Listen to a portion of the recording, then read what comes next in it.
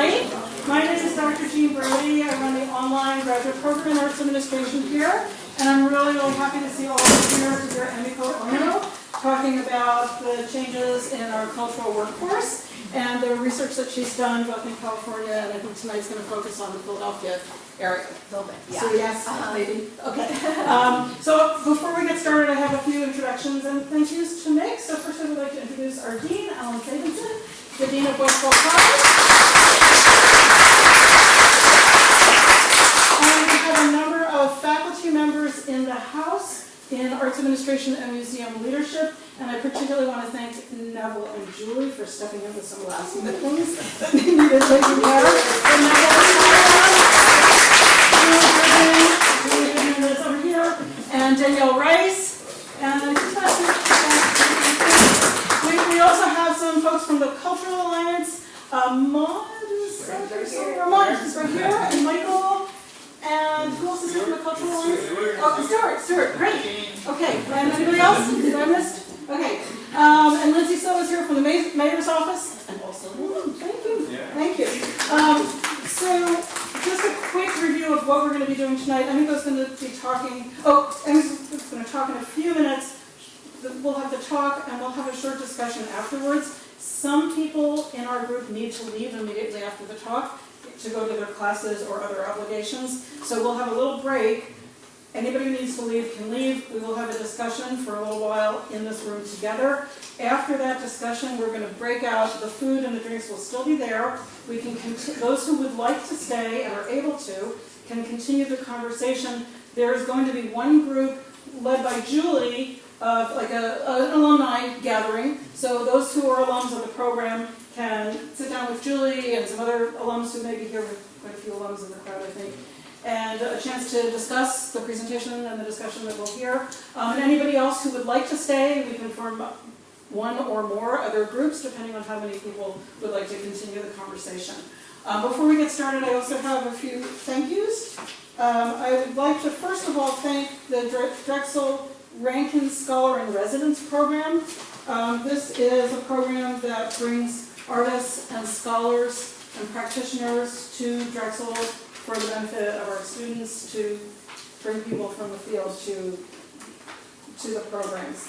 And so the funding for this event came from a combination of the Rankin Scholar in Residence program. We had support from the Cultural Alliance logistically, and the Hewlett Foundation also helped to bring Emiko to us. Emiko is a program officer in performing arts at the William and Flora Hewlett Foundation, but for those of you who work in visual arts and museums, don't think this is not relevant to you. It is completely relevant. I think you'll find a lot of food for thought tonight. So she manages grants, but she also manages some research, and the research, I think everybody saw the link to the research report that she produced from the Hewlett Foundation. And really the reason that she's here is because her work is about the cultural workforce of tomorrow, partly about today, but where are we headed? And some of the issues that all of you are dealing with, especially those of you who are early in the field. I think you'll find that there's a lot that you will, I don't know that you're going to have answers for everything, but lots of information already. We tried to get her to answer all of our questions this afternoon, and that was a little challenging. So she will present the research that she's done, and we'll see where we are from there. So did I forget anything? No. Okay. All right. Thank you, everybody who helped to make this happen. All right. Thank you. Thanks, Jean. Thank you all for coming out on a Monday night. I'm so excited to be here. Before I start, I want to thank a woman who's not here, Pam Green, Yes. who was in the graduate program last year, maybe even 2 years ago, and she saw this presentation at a conference, and she made the connection between it and the subject of her focus, which is equity in the arts. And she connected me to Jean, and all this time later, here I am. And it's really fun to be here because you publish these research reports, you're sitting in a foundation, and you have no idea whether they're going to have any meaning whatsoever in the world. And here I am 2 years later after this paper's come out, and still talking about it. So at the William and Flora Hewlett Foundation, The foundation does a lot of different things, including supporting a healthy arts ecosystem in the San Francisco Bay Area. Part of that work entails a small cluster of grants that are focused on developing leadership in the arts, and that's a little cluster of grants that I manage. That work started in 2009, and in 2015 we realized that probably a lot about the arts leadership landscape had changed, and we ought to revisit how the landscape has changed and if we should change some of our grant making to respond. And we did the foundation-y thing. We hired a fancy consultant, and they gave us this huge thing of research, and it was fabulous, and we learned a lot. But there was one page in that report that highlighted what was going on in the landscape, and we all glommed onto it. And we did not intend to make this study public, but that one page was so good that it actually turned into this report for the public. So I'm going to go over that research today. It mostly talks about problems, talks a little bit about solutions. And I want to add that this work has been underway for 2 years now. And so my thinking has evolved in part because I've had to live with it for a couple of years now. And sometimes when I talk about the research, and sometimes when I talk about these new insights that I've had, and then I talk about my own analysis of the field, it can get a little fuzzy, so just like flash me a puzzled face and I'll try to clarify. And I'll also try to clarify when I'm talking about what's the research and what's my feelings. But I'm going to start with a favorite story of mine. This is Adam Fong. I don't know if any of you know him. Yay! Yeah. Okay, so I don't know if Adam knows I'm still on tour telling his story, but Adam's someone who gives me a lot of hope for the future of the field. He is someone who knew he wanted to work in arts from the time he was very young. He started playing piano when he was 5. He assembled a band when he was 8, and he was playing music for money by the time he was in 8th grade. And this guy is nothing if not systematic. So when he kind of understood he wanted to work in the arts, he was very methodical about how he moved through that. So he had a job at Tower Records. Remember record stores, everyone? Yeah, he worked there. He also had an internship at a recording studio, and he worked at a music startup in the Bay Area in way back when the .com boom #1. He then landed an unpaid, familiar anyone? Unpaid internship at the San Francisco Opera, and then that parlayed into a paid job, so it did pay off for him. And there in that paid job, he got a crash course in arts administration. That's where he says he really learned the ropes. And he really saw a path forward for himself at San Francisco Opera, but he also wondered what would happen if he poured everything he had into music. So he actually left the opera and went to LA to pursue getting his Master of Fine Arts. And while he was there, he got an MFA. He also got a second master's in what I don't know.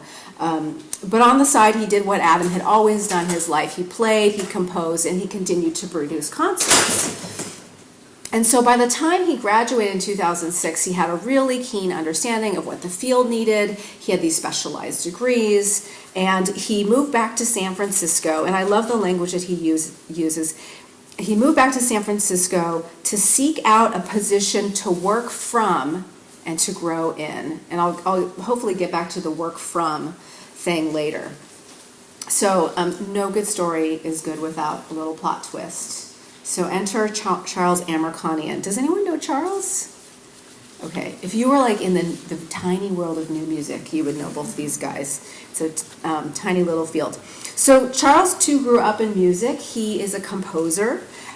He graduated from college in the mid-60s, and he also worked at a record store. The difference is that his record store job was the same job that put him through college, and he earned $4 an hour, and he graduated from college debt-free, right? A little bit of a difference.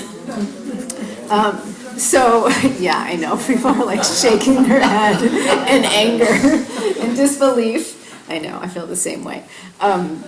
So when he was working at the record store, someone turned him on to a job at KPFA, which I don't know if you know of it. It's a lefty listener-supported radio station in Berkeley. And he, from the record store, became the music director, right? Like straight from, the stool at the record store to music director. And he stayed there for 23 years. Yeah, great move. And while he was at KPFA, he was no slouch. He really became the first stop for musicians who came to the Bay Area and wanted airtime. And he interviewed all of the most illustrious sort of musicians in the new music field. He left in 1997 to start his own new music festival called Other Minds. And it became a nonprofit a few years later, and he was staffing up the organization.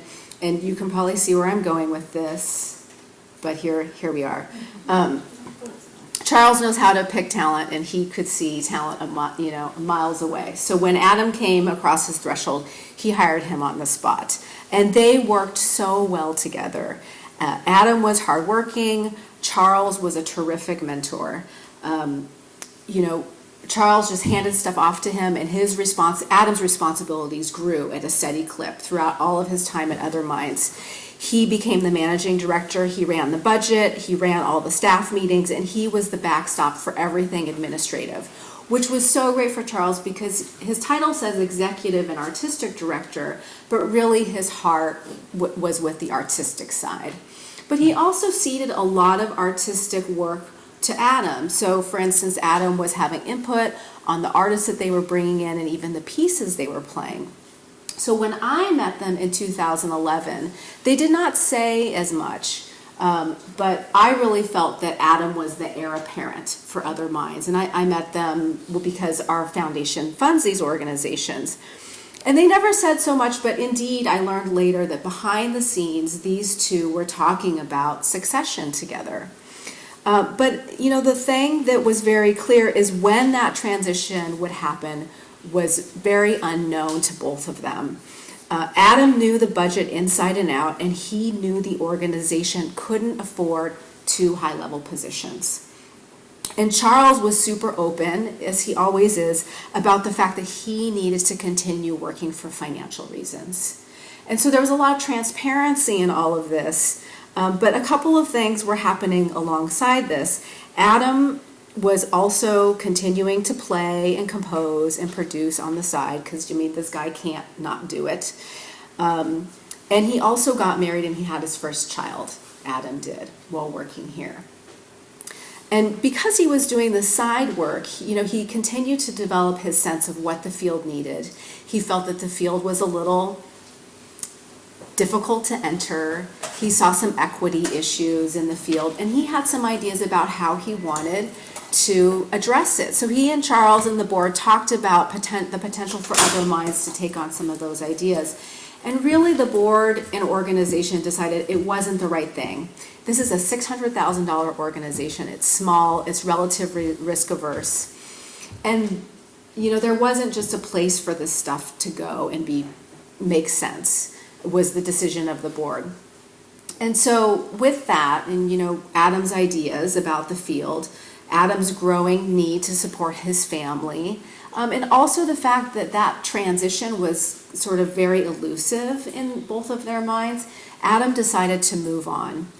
And I was pretty shocked when I found out the news. I don't think either of them were, but I just thought it was really interesting that there was such an obvious next leader for this organization and they were walking away. And I'll tell you how this story ends in a little bit. But for right now, I want you to sort of find a generational buddy, an intergenerational buddy, I should say. So if you're an Adam, you might think of somebody who's older or even younger than you, and somebody who is in your life, who you've intersected with in your work. And I want you to just think of them and take them with you as I talk tonight. Because I think their story is important and I can use it to illustrate some points, but it's really nice for you to kind of think about how this plays in your own life. And we'll come back to the story in a little bit. But first I'm going to explain just a few terms that I'm going to be bopping around with. The first is career stages. These are, this is shorthand for sort of what folks have to offer and also their developmental needs. And we find that it's a much more efficient shorthand than your age or your generation, because typically, you know, early career leaders need one type of thing, and late career leaders, they're still developing, but they have different needs. So, you know, think about this, peg yourself, peg your generational buddy. And then I also will say this is not necessarily correlated to age. So you might be 22 and coming into the field, you'd be early career. You might be 45 and making a career switch, and you'd also be considered an early career leader in this taxonomy. The other set of categories that I'm going to be talking about is generational categories. And I know this is a problematic one. So like all labels, these are fraught, and they're very imperfect. They come with stereotypes, and even the demographers who invented these know that they are limited and imperfect. Nevertheless, those who grow up around the same time do tend to be shaped by the social, the economic, and the technological environments in which they grow up. So these are generalizations, but they often can hold true. And a lot of people reject these. They identify with different categories, and that's just fine, but we're going to go through the exercise of looking at them nonetheless.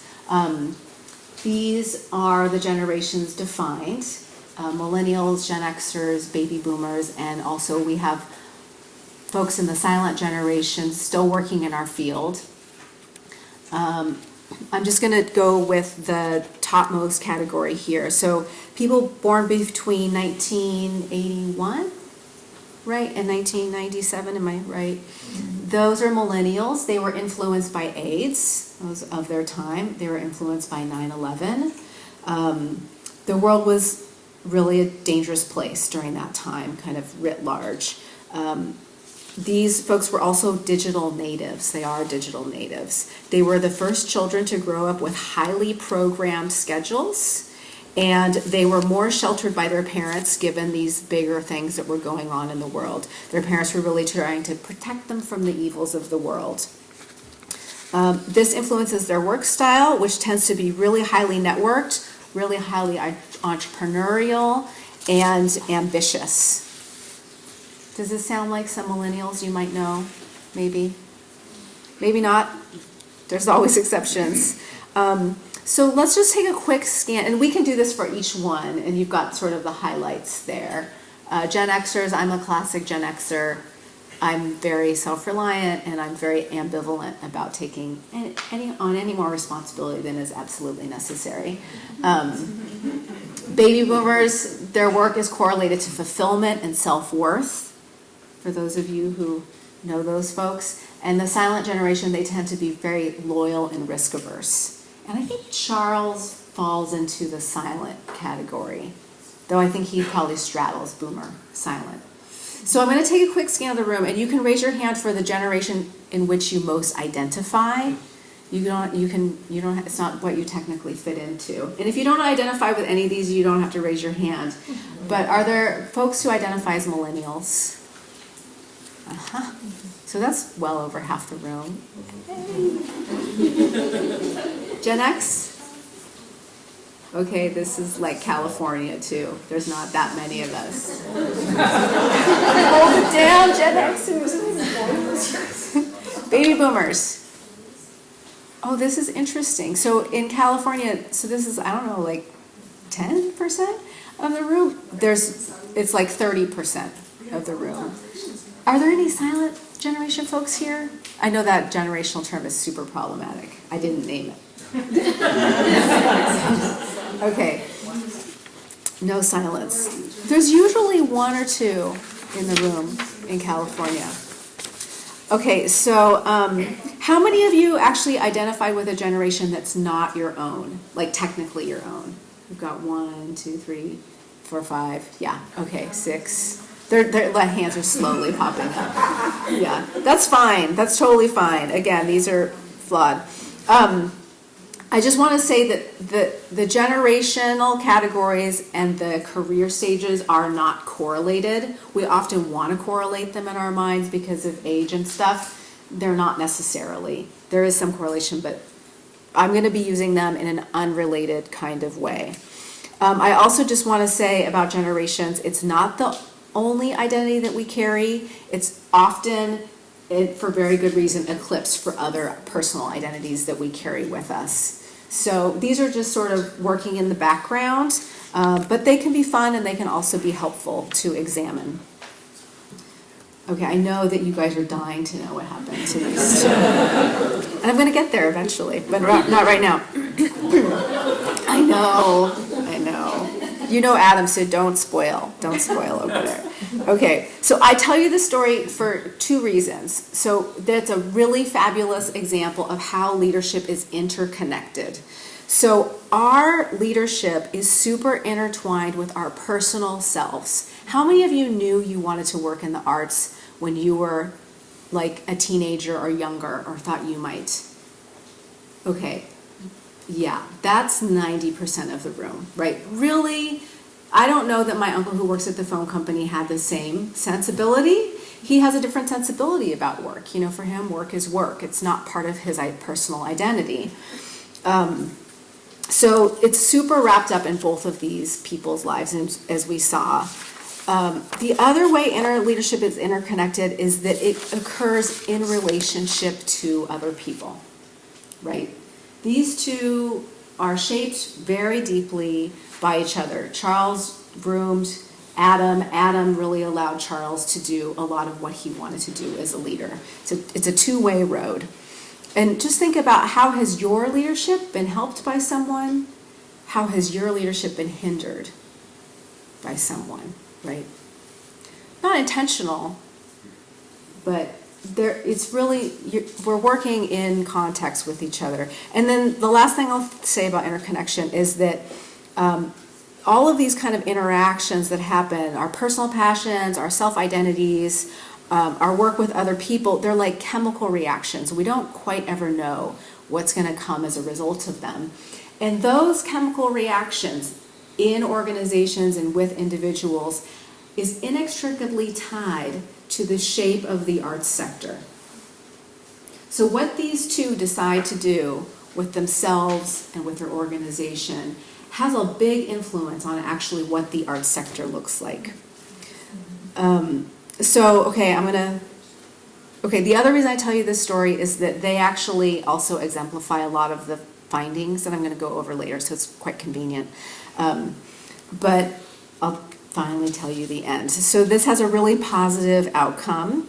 Adam, when he left Other Minds, he actually stayed in the nonprofit field. He did something that the research says is really difficult to do. He started his own nonprofit organization in one of the most crowded fields, which is the San Francisco Bay Area. It's called the Center for New Music. It's located on one of the most unpleasant streets in San Francisco, in the Tenderloin, where the rent is cheap. And he is actually really putting all of those ideas about how to make new music stronger and more sustainable and a more equitable field in terms of access. He's doing it. And the organization's probably about 5 years old and doing really well. And Charles is still leading Other Minds. He is so happy. He's so fulfilled. He's doing more administrative work than he would want to if you talk to him. But he's found a way to kind of dial down the organization's activities as he ages, and it's a perfect fit for him. So this is a wonderful story. But you can see that for every Adam, there's way more people like him who never entered the field because it was just way too daunting given their school debt or their need to support a family, or they started on this path and they decided to get out because just the path was too crushing. So, these guys are the exception to the rule. The other thing is, for every Charles, and there's still a lot of Charleses in the field, is that a lot of them are staying in their positions with a very different mindset from Charles. Charles is intentional about wanting to stay. But a lot of people say, I want to leave, but I'm afraid the research says, I'm afraid of what will happen to my organization. And so they hold on. And what my dear friend says, they aren't happily staying, but they aren't happily leaving either. He's a boomer, and he says that about his peers. And we can come back to this story, but just think about your generational buddy, right? And where they may or may not fit in to this kind of story. So these are the 5 main features of the study, the changing leadership landscape. Economic pressures, professionalization, cross-generational workforces, demographic shifts, and generational perspectives. I'm going to try to go through these pretty quickly. The first being economic pressures. We touched on this a little bit earlier. So this is total student aid over the last 21 years. What I actually should have pulled up is total student debt. That's way scarier. Total student debt is in the trillions in our country. The average undergraduate in 2006 graduated with $30,000. Those of us who are carrying graduate loans, your burden is on average $50,000. Right? So the burden for someone like Adam and even Gen Xers, right, who went to college when the cost of college was really going up and up and up and couldn't be, in most cases, personally financed, is very different than what it looks like for someone like Charles who went to school and could pay for it fully with his $4 an hour job. And the reason this is important is that the more debt you have, the research shows the more it influences the decisions that you make. Right? That's real. I don't have a slide for these next few points I'm going to talk about, so you're just going to have to sit here and stare at the sad student aid slide. But it's not just early career leaders and mid-career leaders who are hurt by this student debt thing. You know, late career leaders are also, they have their own economic pressures. So they often earn lower than average wages through their lifetime. They don't have retirement savings. Those that did, they were often cleared out during the last recession. And the other dynamic that we really have going on here is that late career leaders are often dependent on the health care that they receive through their work. So they're not able to move out of their positions as easily as they would like. You know, they've got the twin issues of financial insecurity and healthcare concerns, and that's a very big and real burden for folks who are thinking about retirement. The other thing that we're all facing is the cost of living. I noticed the massive construction that was going on in downtown Philly when I drove, or central Philly, do you say Philly? Center City. Center City, thank you. I want to be local. Yeah, so, you know, it seems gentrification sweeping your city, yes? Yes, most parts, yeah. And that cost of living is very real in pretty much every metro area in the US. That, you know, increased urbanization, increased cost of living. And it's if you try to move, the availability of jobs outside of the major metro areas in arts and culture, they're just not there. So I don't know exactly how we do it, but we do. So that's the sad economic pressures. The next one is professionalization, and this one is not, none of these I think are, well, maybe with the exception of economic pressures, none of these are bad or good on their own. But professionalization is what happens when a field really matures and develops its own standards of practice. And many early and mid-career leaders now possess these specialized degrees. I mean, I'm talking at the arts admin, and you know, you've got a museum studies program, there's the entertainment arts program. I mean, these are really highly specialized degrees, and that's wonderful for the field, right? We're coming in with so much more knowledge.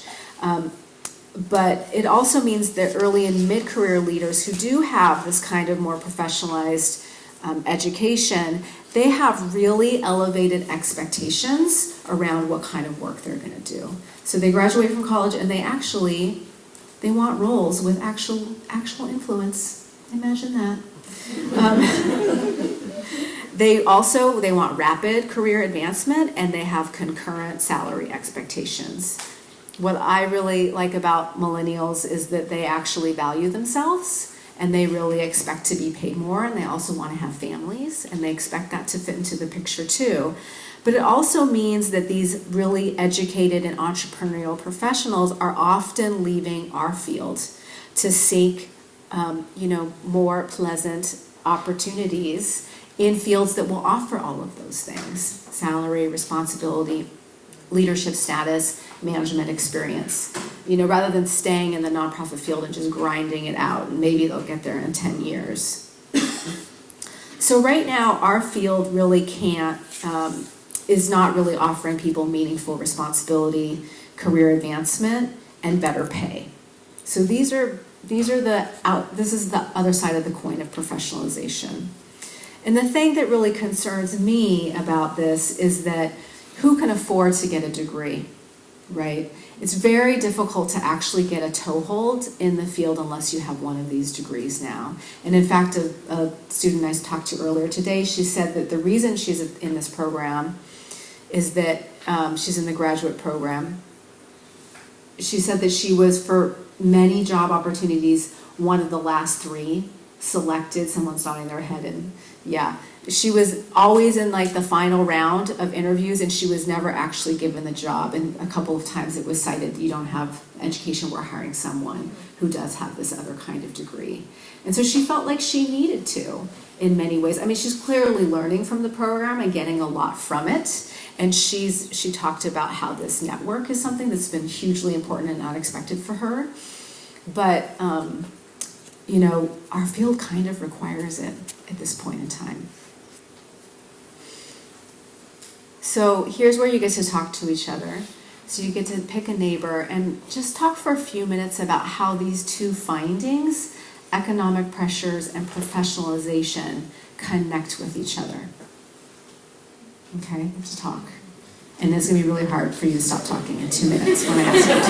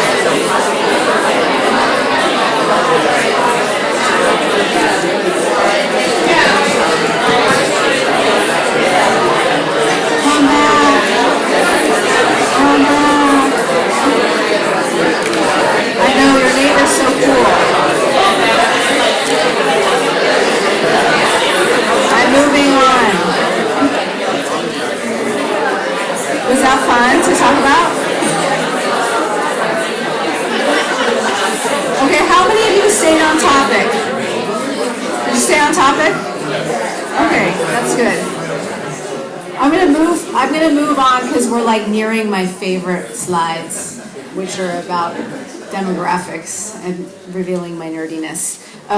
Okay, so the next slide is among my favorite, but it talks about cross-generational workforces.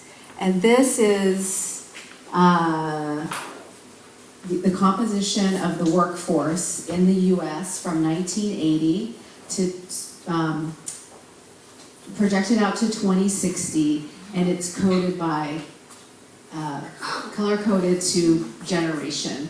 There's an older generation from that's older than the silence, the greatest generation, that we didn't talk about so much, but they show up quite a bit in 1980. And then just, post-millennials, they're not going to take over the world in 2040.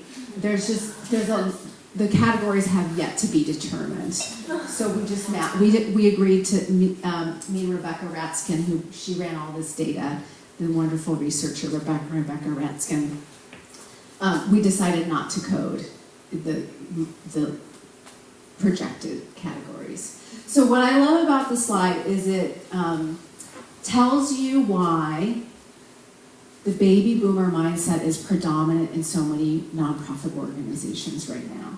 So when they made up the large force, a large part of the workforce, nearly 50%, right, back in the day.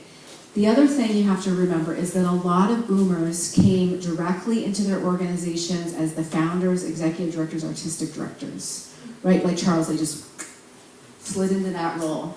So they had a lot of power and authority to set the culture. And so you see that boomer culture kind of reflected in their thinking. And they've always been a really big part of the workforce until now. So now we're kind of at a point where there's equal proportions of millennials, Gen Xers, and boomers.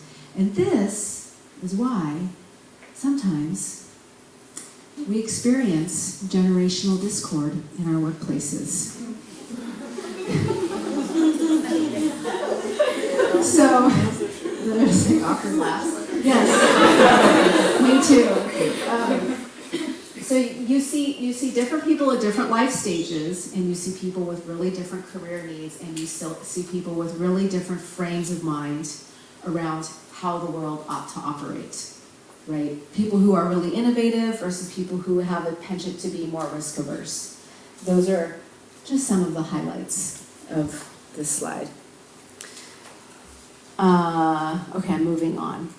But I'm leaving this behind for you guys so you can post it online or what have you.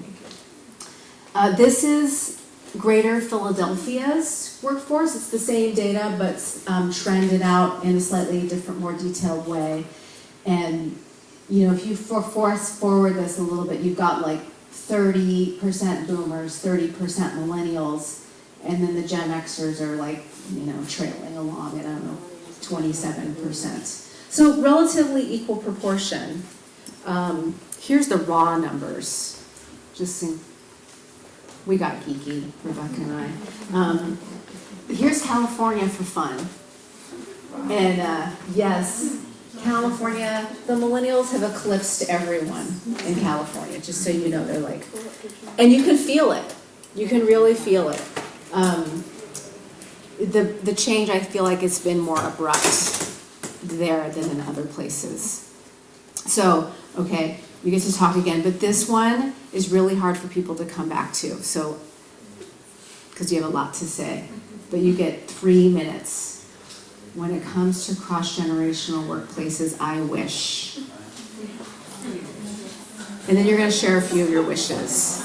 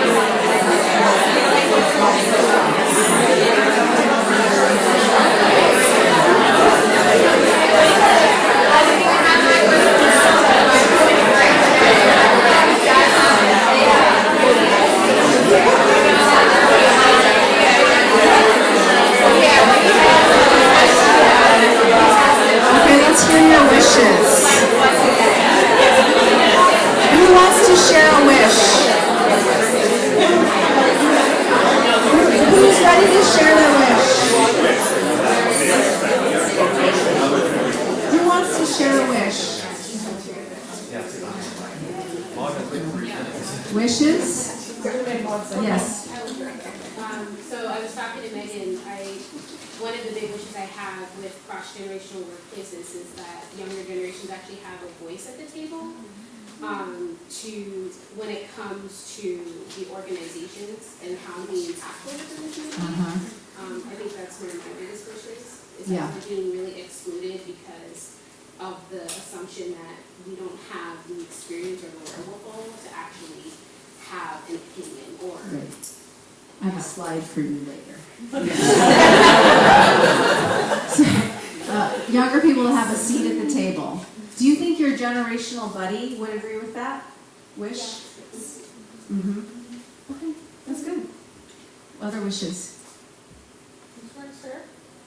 Well, I'll do one from the other end, from the baby boomer end, is that I feel that partly as a result of the style of millennials and partly because technology is changing so fast that we all know that anything that's an old solution is not going to work now.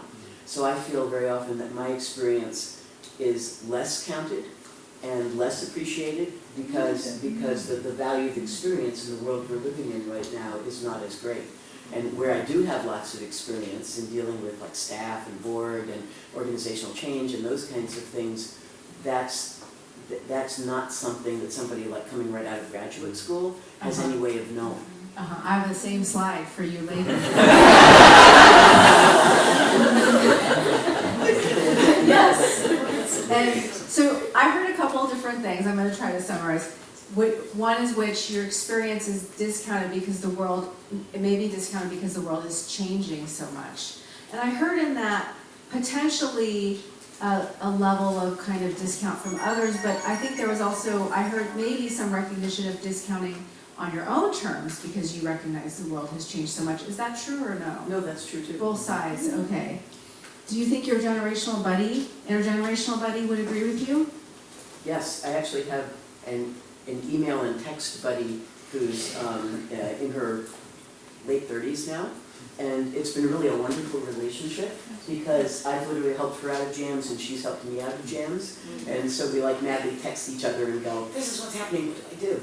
And it's really helpful and we have different perspectives. And one of the things I've particularly enjoyed is that she's thinking about how she can diversify her career and develop a reputation as an author and all of that kind of stuff while raising a young family. And I'm thinking about how I remake my life as I move towards retirement and want to do something different.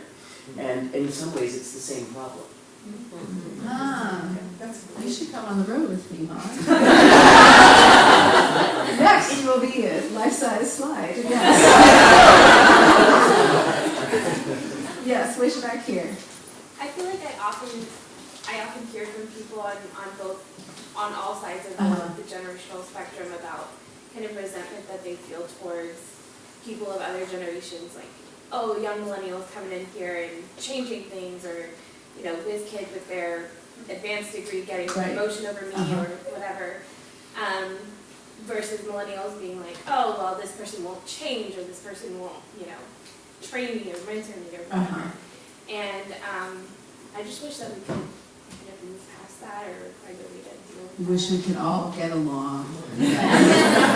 I do think there's something real, that there's this kind of brewing resentment often underneath the surface. And I think if we did have more real intergenerational buddies, we could gain a lot more insight about where people are coming from and recognize that it's not always resentment. There's, you know, people have genuine questions and concerns that can be resolved with working more closely with each other.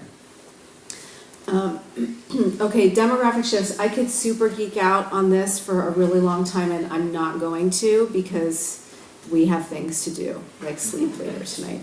So this is Greater Philadelphia region, and the percentages are the portion of the population that is represented by each of these counties. I'm going to, so here's Bucks. I'm just gonna kind of, we're going in clockwise order from the top, and then we're gonna end up in the middle. And I'm just gonna quickly run through these. We're gonna stay on a couple of them. Bucks County, Mercer County, and like let this wash over you and just see what the lines say to you. Burlington, Camden, we're going to come back to Camden. Do we say Gloucester? How do I say that? Gloucester. I'm from California. We don't have words like Gloucester. Salem, Newcastle, Chester, whoa, Chester, Montgomery, Delaware, Philadelphia, let's do that again, Delaware. And then this is the greater Philly region. Okay, so I'm gonna go back to Camden, only because Camden, I can say, and these demographics actually mirror the US pretty closely, what's happening in the larger US. So if you're a boomer or you're a silent generation person that grew up in Camden or lives in Camden, your age cohort is predominantly white folks. For the US, it's 4/5 of seniors are non-Hispanic whites. In these slides, I think the silent generation is about 75%, and boomers maybe around 70%. So when you're at the doctor's office, in the waiting room, when you're on the train, when you're in your classroom, the world looks predominantly composed of non-Hispanic whites and some people of color, 25, 30, 35%, something like that. But if you're a millennial in Camden, your world looks super different. 48% of folks in this bar are non-Hispanic whites, 52 people of color, right? So it's actually, as the demographers say, problematically majority minority. But you can imagine that people who grew up with the world looking less diverse and more diverse have really different ideas around how organizations should respond, right? What organizations A should look like, and B, how they should respond to changing communities. And we know our organizations don't at all reflect the demographics of the places in which we're located, and they really don't reflect the demographics of the communities that we hope to serve. So this is a big problem in the field. And I do refer back to the race ethnicity of locations, because people they'll often say that we want to look like the community we're located in and the community we serve. But if you line this up versus actually who works at your organization or who's going to your organization, the profile looks quite different. I want to call out Camden because also it reflects kind of a big race ethnicity change in the larger US population that has been called by demographers the racial generation gap. I don't know if you guys know about this. If you want to, you can ask me a question about it during Q&A. But it's really interesting. It actually results in really interesting policy decisions between older folks and younger folks. And then I'm going to go also over to Philadelphia County, because it has been really quite diverse for a long time. And I'm going to show you California for fun. Well, this is your region.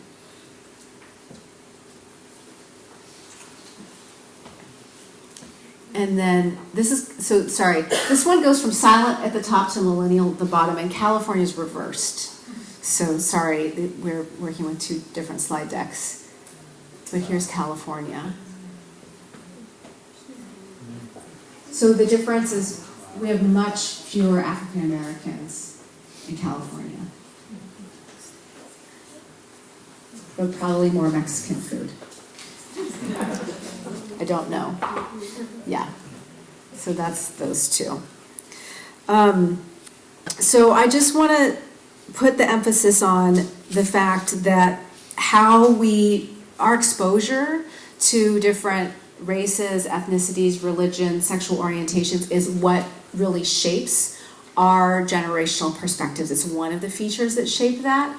And so you can imagine how differently people think about how this ought to work in organizations. And there's some research that says, there's actually quite a bit of research that says older folks view diversity as representational. So they're looking around the room, for who looks different, they're looking around the room for who is going to check different boxes around the diversity, spectrum. And younger people really value this thing called cognitive diversity. And I'm just going to refer to my notes because I want to make sure I get this right, and I've lost track of my notes.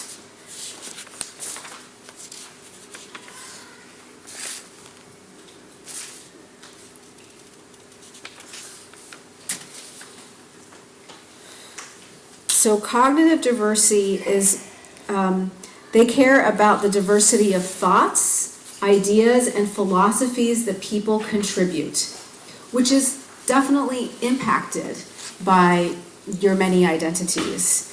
But younger people really, really care what the messy mix of all of that cognitive diversity brings to the conversation. They're much less interested in the representational diversity. I don't know if that resonates with you. I thought that was really fascinating. Okay, so are you allowed to talk yet? No. The last one is generational perspectives, and I kind of talked about this earlier. So generational perspectives, there's really big differences in how people see three different things. Innovation. So, baby boomers tend to generally sometimes be risk averse. Millennials are all about change, they're all about innovation, they're all about doing things differently. If it's not right, let's just try something new, right? And a boomer leader friend of mine, she says, I think they just want to change things just to change things. But the truth is that they don't. They're actually looking for better results, which is the same thing the boomer leaders are trying to do, is better results. But there's just really different concepts of risk and risk tolerance for different generations in general. I mean, as you know, there's other parts of us that can make you risk averse even if you're a millennial. So it's just interesting, underneath it all, these generational perspectives share a lot of the same intention. And then I'm trying to think what other pieces of that I wanted to call out. Okay, and then I'm just going to skip forward to this one. This is the slide I promised you two ladies. I had a slide to explain things. So here's the generations defined again. We're familiar with this. But what's really interesting is how the different generations actually conceptualize leadership. So this is actually new. It's not in the report, and it's an insight that we've gained since then. So here's how millennials see leadership as contribution. So millennials often see leadership as accrued through participation, right? I participate, I'm a leader. Gen Xers, they see leadership as grounded in merit. So I'm totally in this category. I used to not even be able to explain what merit meant because I was like, it's just merit. And but it's earned. You earn by doing. Like you do it, so anyone can do it. You can be young, you can be old, you can be whatever. If you earn it, you can be a leader. Boomers see leadership as based in experience. So they believe skills are acquired through years of actual practice. And that practice leads to mastery. Right? So think of your intergenerational buddy. Might they fit into these categories? Might they not? And then the silent generation tends to believe leadership is bestowed by tenure and positional rank. So they're of the seniority. Like, you're in a senior position, you have the say.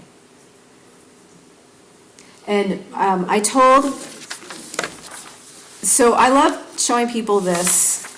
A lot of people refute it. We had a great conversation in Dr. Heidelberg's class today.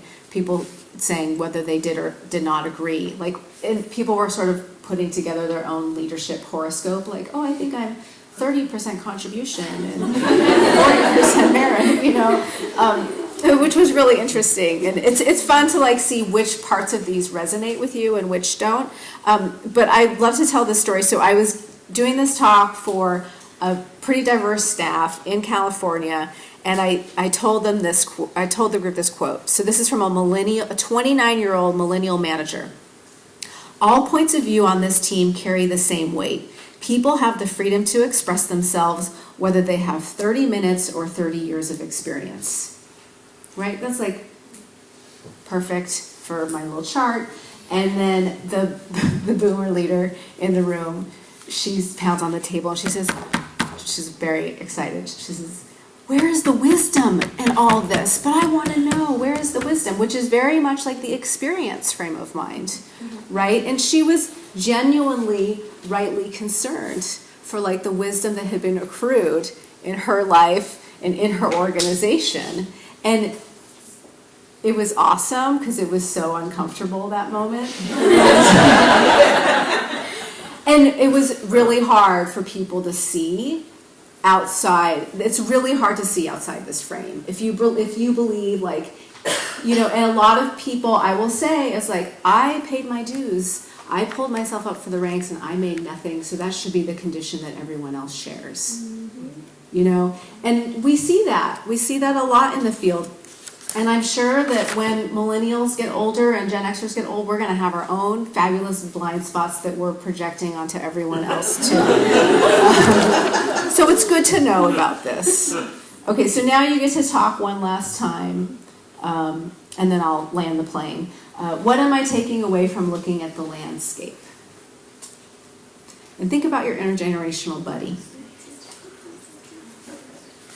What am I taking away from looking at the landscape in this way?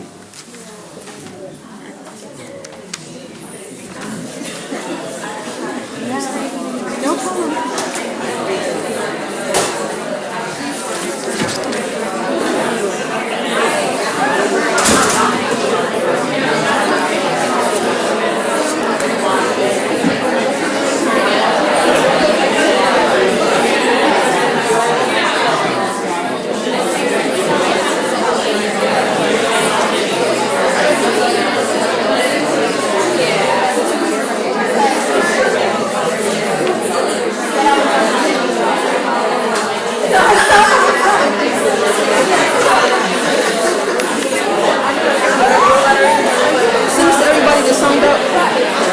I don't know, because I don't work at Drexel, but I'm guessing they're going to post it online before recording the talk. I can do it, I'll send it to you. Can I write it down real quick? Yes, right here. While they're talking? Yeah. Thank you. What you're doing, I did pull it off a line one time because I recognize that there is a problem with so many wonderful work force, and if you Google it, they have different ones. It's interesting too. I thought we could just get in the same book. It would be nice. The Purple Butterfly 13@gmail.com. Thanks for coming. I thought it was really had a more sense of history. You know what I mean? Yeah. The film festivals are actually doing what I wanted to do. They're making documentaries about it. That's what I'm trying to do. I saw a good doc today about Wilford Israel. He started the Kingdom Transport. Nobody seems to know who he was, whatever. And there's a connection to him and to Cabaret. Years ago, this now is like connecting the dots, or this stuff doesn't make sense. So I can get everybody doing dots and putting things out of this.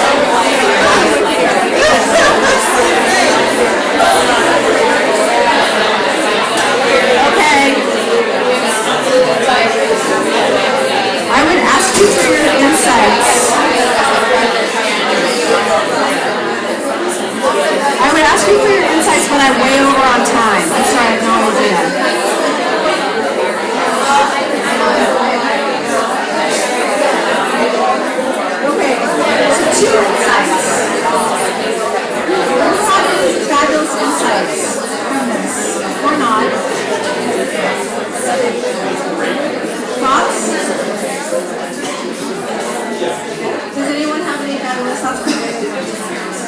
We are running just a tiny bit late. If anybody needs to leave, You need to go to for class. or other commitments, I think it's just about 7. Then will you in class? You are.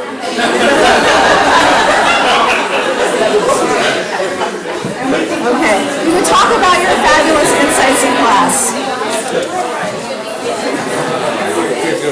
Thank you. This is awesome. This is really great. I especially really love the way you structured your presentation. Yeah, So really. the form of it as well as the content, because, starting with a narrative which really engages people, having these turning talks, lovely. And you seem educated. Educator through. We understand that struggles. Thank you so much. Yeah, thank you. Stay in touch. I'm glad to connect again. Please keep in touch. And anytime you're back this way, is there anything, anything we can do with Drexel to help you in your work? That's great. Keep us posted. Okay. Thanks again. Bye, thanks. Thank you. Thank you. That's all my cold. So I know. Hopefully, I can maybe get your contact information. We'll do that through, we do through Jean. Yeah, okay, cool. Okay, Teresa, have a good class. Okay, I'm gonna pick 3 things to say.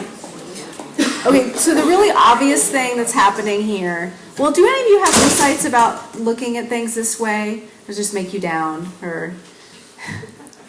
Yeah. Well, one of the things that we talked about in our group, half of which is now gone, is just recognizing that we each do bring our own perspective, but that includes the fact that other people actually have their perspective, and that we all kind of need to understand the other person's perspective better. I mean, we're looking at it right now primarily in terms of generational differences, and as you said, they're not hard and fast generational differences. But I think that we all sometimes forget that the way we think is not going to be the way that everybody else thinks. And regardless of where we stand in the generational path, it's true for everybody. Yeah, So that's what we were talking about taking away from this. yeah. Anything else? Yeah. More questions. A 2 question, okay? Not wisdom. Yes, question. So 2 questions. One would be if you added another column because you brought up being risk adverse, Uh-huh. and I'd be interested in how you would define risk for each of the 4 stated generations here. And then also, do people evolve as they age? So we were saying how there's some dissonance between the fact that they're more risk adverse, yet they were more likely to start an organization. So were they different? Yes. 40 years ago versus now. Yeah. So I'm not an expert on how generations work, but every older generation despised the younger generation. or resented it, or thought that they were like irresponsible and, a little bit nuts. So that is true no matter when you look at the data. And the whole thing about risk is really interesting. I think that's something that happens with age. I think it's also happened, to be quite honest with you, in our field as a result of the availability of capital in our field. And because if there was more money, I think these boomer leaders would actually be much more risky than they are. So I think they may be more risk averse than millennials, but I think some of that is conditional as well. I'll just say that for me, there's a couple takeaways from this landscape. One is that we're grinding our way through a generational transition. It is going to happen whether we want it to or not. The opportunity is really to look at these insights, learn from them, and really talk with each other. The research shows that if we actually work with people of other generations, our aptitude to understand where they're coming from and work together is much, much increased. So people on both sides of the equation gain a lot from working with others. But I don't think we necessarily do that enough in our organizations.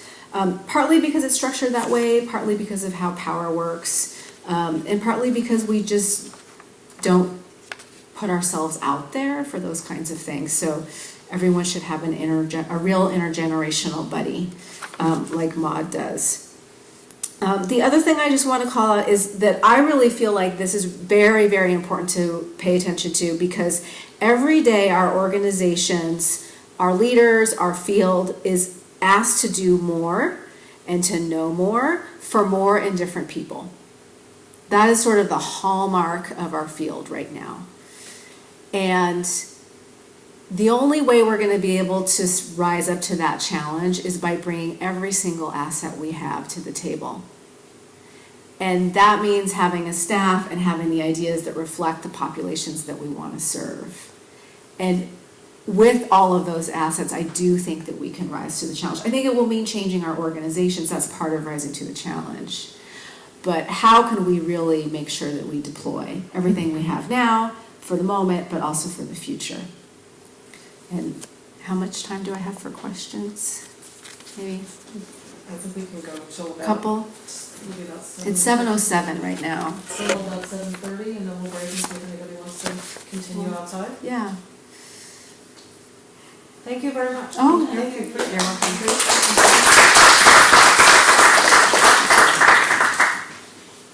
Other questions or thoughts? Who do you see that's navigating these changes well? So that's hopefully research that we're going to do in 2018, is do case studies. There's a couple of examples of, so I haven't done a full scan. I haven't done a scan at all, but I do hear kind of different examples pop up here and there. So a couple examples is the New Dramatists in New York. Do you guys know that organization? So they're a new play shop. They develop and produce plays, new plays by playwrights. That's redundant. And I think they used to make their decisions in-house, but now they use a consensus-based, partially blind selection process to make all of their artistic decisions. So the decisions are determined entirely by a panel comprised of peers and theater professionals, and the artistic director's role is solely dedicated to facilitating the process. And it's consensus-based. So they, as a group, have to come to agreement about who they select each year. And it's partially blind. So I'm thinking I don't know in what ways it's blind, but they may, for instance, take off names that might reveal sort of age or ethnicity, that kind of thing. And they're a very old organization that used to be run by a strong artistic director. So that's a big change. Formerly run by a strong artistic director. Change is possible. Yeah. So, and then you guys probably know this better than me, the Isabella Stewart Gardner Museum. They have that new tower, spaceship tower. So apparently, I've been told, I have no idea if this is true or how well this might work, what it looks like on paper and actually how it works for the people who are in these organizations can be very different. But apparently, this traditional museum essentially hands the keys to an outsider who for one night a month programs the Cube, and apparently it's mostly hip-hop programming.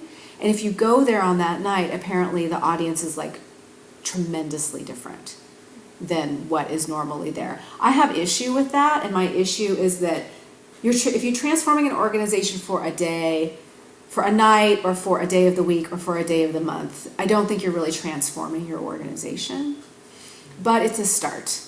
And I think it's interesting also that they hand over the keys, so they're putting decision-making in someone else's hands entirely. People still need to be supported in that process, and I wonder how people who are given the keys actually feel about that. But it's one way to go about it. And I have a couple of other examples, Maud, if you want to geek out, but those are two of the ones. Those are on the programming side, mostly. But there's a lot of groups that have added another layer of staff, for example, for people to come up in, but that also requires tremendous resources. So, all these things have a price tag, let's be honest. I'm wondering if you see these same dynamics across within not just cultural organizations, but in philanthropy? I mean, is it pretty much the same? It's worse in philanthropy. These findings run across the entire nonprofit field, and they definitely impact philanthropy. I mean, a lot of these trends mirror larger society, right? So, I mean, I think you see it, a lot of philanthropic organizations have efforts like diversity, equity, inclusion efforts, my foundation being one of them. A lot of foundations can hire diverse staff, but they don't tend to stay as long. There's a kind of, they don't feel, younger people of color and foundations don't feel any more heard than I think in any other organization in the field, with the exceptions of the few that are doing it well. The same issues, I don't mean to single out foundations, but foundations tend to be very hierarchical. They tend to be academic in nature. They're more separated from on-the-ground work. So I think it's a little bit harder for them to sometimes see some of these issues. One of the things that we were talking about in our group is that is particular to the arts sector, particularly a lot of smaller arts organizations, is the lack of a middle. So there are the senior people, and there are the relatively entry-level people, and then there aren't a lot of mid-level positions. So particularly for students coming out of our graduate programs, some of whom have already been working in the field for a while, some of them really have a challenge finding the right job to even apply to, because they may not have the experience level to jump right up to development director of a larger organization or executive director. So they may not be quite ready for that, but they're really not, they are way beyond, I'm going to answer the phones or, do data entry or whatever. So they need those middle positions, but too few arts organizations can afford them. Right. Because the staffs are so tiny. Yeah, so the middle position got cleared out during the recession. Yes. That's what went. And the thing is, they're not coming back. So in the Bay Area, for instance, we're still at pre-recession staffing structures. What I will say is that I think adding the middle positions back in is helpful to a degree, but I actually think we need to actually reimagine how we think about leadership, right? So that even early people in their careers who may not fully know the ropes, they do have that seat at the table. There is a way for their ideas to come into the system, to truly be heard and be vetted. And that is something that doesn't come through just adding middle positions. It comes from actually restructuring and rethinking how one leads. Just another thought to add to that. Also, the clearing out of middle positions, if you're dealing with a really small organization, then the lower positions get tons of responsibility for very low salaries as well. So you can learn a lot actually just being an administrator for an organization that has a staff of 3 or something. Which is what I'm finding right now. Yeah, spoken from experience, right? Yeah. So, how is the Hewlett Foundation responding to these findings? Is it changing your grant-making priorities?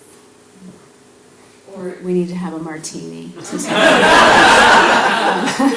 No, we have changed our grant making. So I'm going to talk about a little bit, just a couple highlights from how we changed our leadership grant making.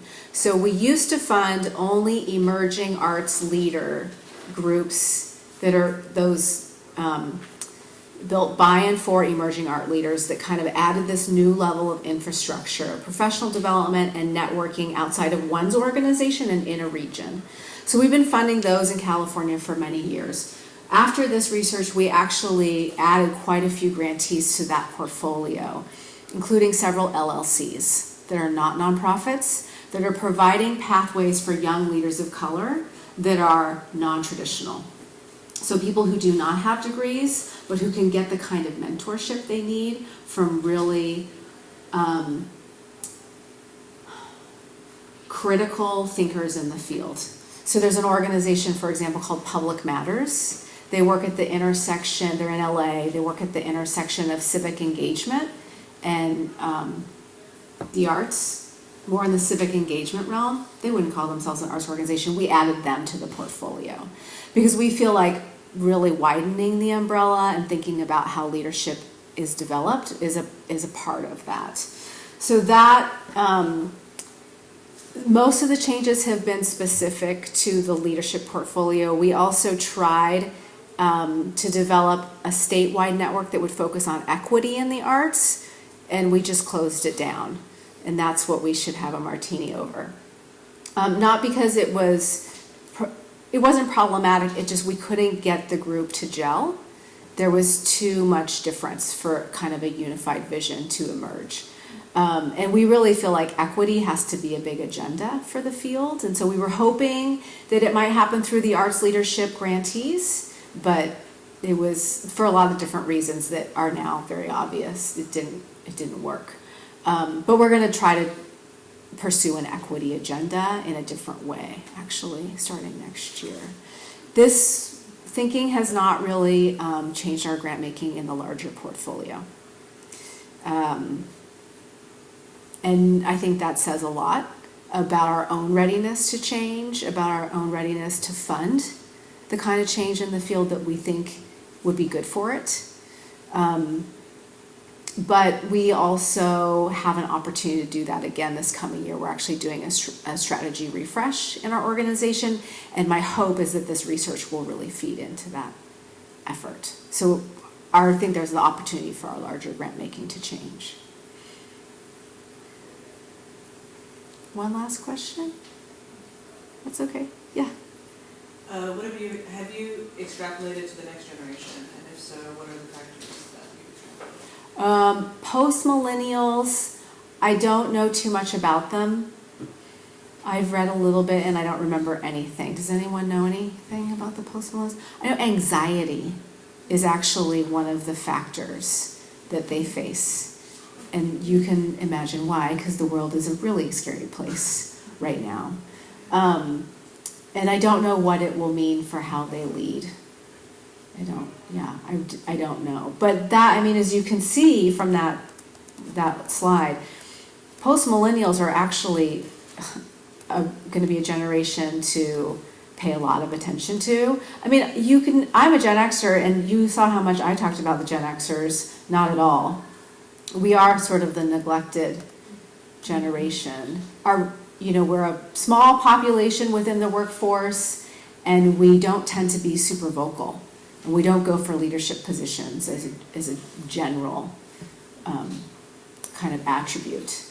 And so I don't know where post-millennials will cut off, but there'll be a big population. I think that 2030 projection is that post-millennial will probably be an entire subset of one generation. So we'll have new and different things to reckon with in another 10 years. Yeah. College first. Thanks so much. Thank you.